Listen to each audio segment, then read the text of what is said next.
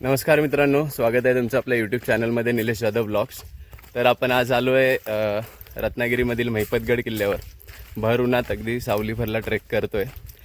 किल्ले महिपतगडाचं वैशिष्ट्य म्हणजे त्याचं जे पठार आहे ते खूप विस्तीर्ण आहे, जवळपास 110 ते 120 एकरवर आहे।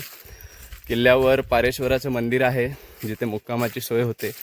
किल्ल्यावर श्री गणेश श्री हनुमानाची मूर्ती आहे, जुना बंधारा आहे, अजून शिवलिंग आहे, बऱ्याच जुन्या वास्तूंचे चौथरे आहेत, अवशेष आहेत आणि बरीच लोक प्रतापगडावरून सुद्धा चालत हा ट्रेक करतात। इथे यायला खेडवरून 25 किलोमीटरचं अंतर आहे। वाडी बेलदार आणि दहिवली गावातून इथे येता येतं। वाडी बेलदारवरून अर्धा पाऊण तास लागतो आणि दहिवली गावातून 1.5 तासाचा ट्रेक आहे। या महिपतगडाच्या ट्रेकचा लॉंग व्हिडिओ आपल्या यूट्यूब चॅनलवर आलेला आहे, तुम्ही नक्की बघा आणि आपला अभिप्राय कळवा। धन्यवाद। व्हिडिओ आवडली तर नक्की लाईक करा, शेअर करा, सबस्क्राईब करा।